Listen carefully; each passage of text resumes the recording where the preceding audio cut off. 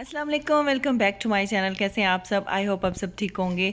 तो गाइज़, आप लोगों को टाइटल से अंदाज़ा हो गया होगा, फाइनली अल्हम्दुलिल्लाह हम लोग पाकिस्तान जा रहे हैं 3 साल के बाद। और हम लोग बहुत ज़्यादा एक्साइटेड हैं क्योंकि हम एक मरतबा पहले भी कोशिश कर चुके हैं पाकिस्तान जाने के लिए, और लेकिन हम लोग नहीं जा सके थे क्योंकि फ़्लाइट्स बंद हो गई थी। हम लोगों ने टिकट्स भी ले ली थी, लेकिन उसके बाद जो है वो फ़्लाइट्स बंद हो गई थी। तो खैर अच्छा हुआ था हम लोग तब नहीं गए थे, क्योंकि अगर हम लोग तब चले जाते तो स्टिल हम लोग पाकिस्तान में फंसे होते। तो खैर हर काम में जो है वो अल्लाह ताला की बेहतरी होती है। तो अभी हम लोग ने जो है वो अपनी पैकिंग वगैरह शुरू कर दी है, क्योंकि बहुत ज़्यादा हम लोग एक्साइटेड हो रहे थे जैसे ही हम लोगों ने सुना कि फ़्लाइट्स वगैरह जो है वो ओपन हो गई। तो फिर हम लोगों ने अपना प्लान किया जाने का। वैसे तो फ़्लाइट्स काफ़ी अरसे से ओपन हुई हुई हैं, लेकिन बच्चों के स्कूल चूँकि ओपन हो गए थे तो हमने सोचा बच्चे थोड़ी अपनी क्लासेस वगैरह ले लें, और आगे फिर हम लोग जो है वो मज़ीद लेट नहीं कर सकते थे, क्योंकि बच्चों की असेसमेंट्स जो है वो शुरू हो जाएंगी। तो खैर बस अभी हम लोग जो है वो जाने की तैयारी कर रहे हैं, और बच्चे बहुत ज़्यादा खुश हैं, और हमारे घर वाले जो है वो बहुत ज़्यादा हमारा इंतज़ार करें। मेरी अम्मी इनफैक्ट एक एक दिन जो है वो गिन रही हैं कि कब मैं वहाँ पहुँचूँगी, और बस हमारी जो फैमिली है वो हमारा काफ़ी इंतज़ार कर रही है।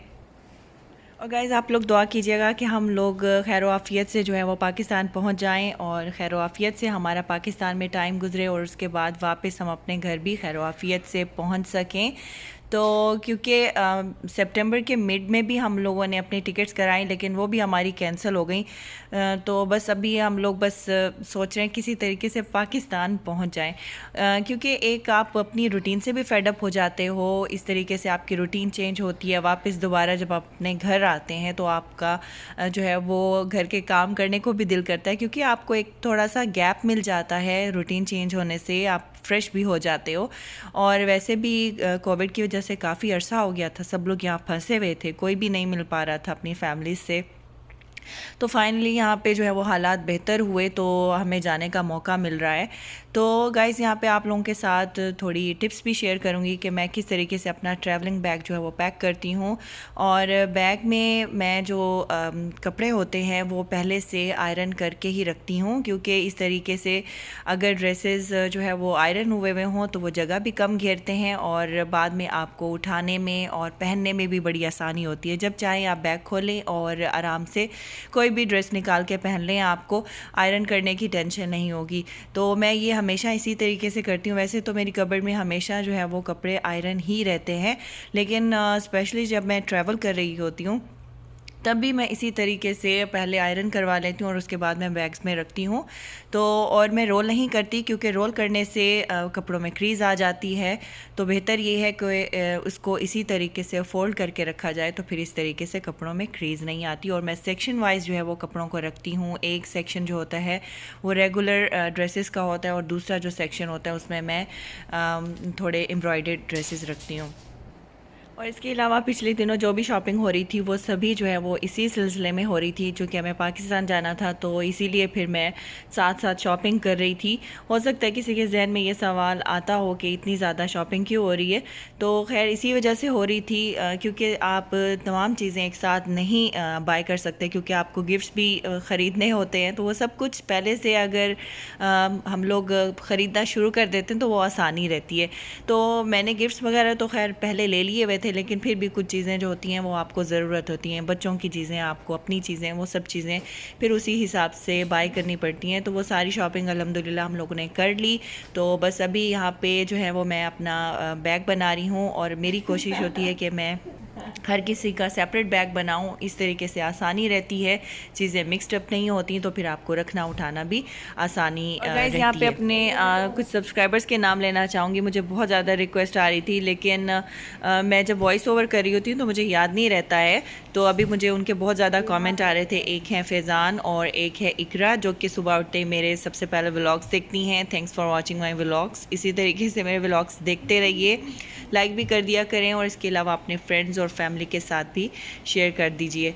तो अभी यहाँ पे हुरब की जो है वो शरारतें साथ साथ शुरू हो गई हैं, क्योंकि जब भी एक माँ काम कर रही होती है तो बच्चे ज़रूर तंग करने के लिए आ जाते हैं। वो ये सोचते हैं कि हमारी भी इसमें इन्वॉल्वमेंट बहुत ज़्यादा ज़रूरी है किसी भी काम में।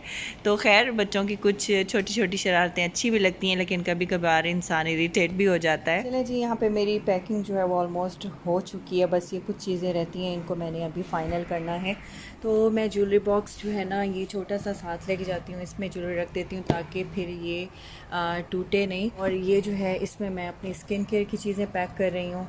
और इसमें हैं जी मेरी रिंग्स। इस तरीके से उठाना आसान हो जाता है, तो इसलिए रिंग्स को मैं अलग पाउच में रख देती हूँ। आपको तो पता है रिंग्स की मैं शौकीन हूँ, इसलिए फिर मैं उनको एक साइड पे करके रखती हूँ। और एक तरफ जो है वो मैंने थोड़े से फैंसी रखे हैं, जो मतलब कहीं आने जाने के लिए इस्तेमाल होते हैं, और सेंटर में रखे हैं जो घर में इस्तेमाल होंगे। साथ में मैंने बैग्स भी रखे हैं। तो बस ये पैकिंग जो है वो मेरी ऑलमोस्ट हो चुकी है, तो इसको बस फाइनल करने वाली हूँ। ये मेरा बैग है, इसमें भी मैंने जो है वो अपने सन ग्लासेस और मास्क वगैरह, बॉडी स्प्रे और बाकी अभी वॉलेट वगैरह और बाकी चीज़ें इसमें रखना बाकी हैं। तो चलें अभी इनको फ़ाइनल कर लेती हूँ और बैग को करते हैं बंद। तो मैं इस तरीके से प्लास्टिक बैग में रैप कर रही हूँ, इस तरीके से सही रहता है, क्योंकि ये यूज़ होते हैं शूज़, तो उनको अच्छा है कि हम किसी भी प्लास्टिक बैग में रैप करके फिर ही बैग्स में रखें। यूँ आपके बैग में भी स्मेल हो सकती है, आपके कपड़ों में भी रैप करके पैक कर सकते हैं। अभी इसमें एयर है, इसको निकाल दो।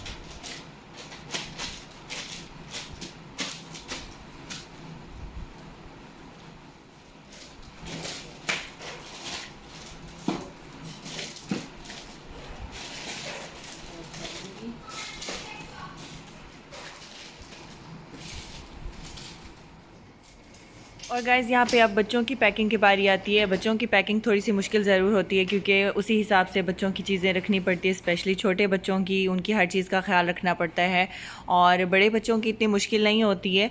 तो वैसे मुझे पैकिंग मुश्किल नहीं लगती है, क्योंकि मेरी तमाम चीज़ें जो हैं वो हमेशा जगह पर होती हैं। जस्ट मैं उनको उठाती हूँ और बैग में फ़ोल्ड करके और रख देती हूँ। तो इस तरीके से मुझे आसान लगता है, और ख़ुशी भी होती है आपको जब आप कहीं जा रहे होते हैं, तो पैकिंग करके बहुत ज़्यादा खुशी होती है। और इसके अलावा गाइज़, मैं कुछ क्लिप्स रिकॉर्ड नहीं कर सकी किचन के हवाले से, क्योंकि मैं किचन की कैबिनेट्स को भी जाने से पहले क्लीन कर देती हूँ, फ्रिज को भी क्लीन कर देती हूँ, और जो भी स्टफ़ किचन में जो रखा होता है कोशिश होती है कि वो इस्तेमाल करके जाऊँ ग्रोसरीज़ में।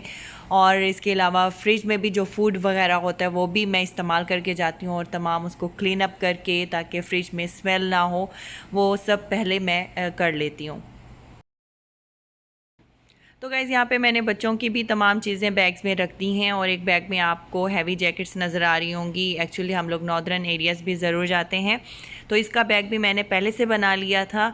और इसके अलावा मेरा इंशाल्लाह नेक्स्ट व्लॉग जो है वो ट्रैवलिंग व्लॉग होगा, और अब आप मेरे पाकिस्तान के व्लॉग्स एंजॉय कीजिएगा। सारी पैकिंग हो चुकी है, बस ये 2-3 बैग्स हैं जिनको फ़ाइनल करना है और बंद करना है। बैग्स बेचारे जो है वो पनाह मांग रहे हैं कि खुदा के लिए अब हमें बंद कर दो तो बस अभी इनको जो है वो बंद करना बाकी रह गया है, और बंद करके फिर इनका वेट वगैरह चेक करेंगे।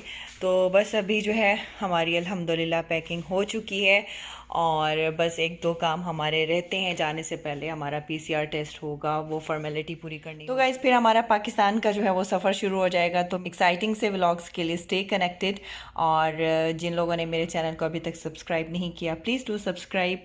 और मिलती हूँ आपसे मैं नेक्स्ट व्लॉग में, तब तक के लिए अल्लाह हाफिज़ एंड टेक केयर।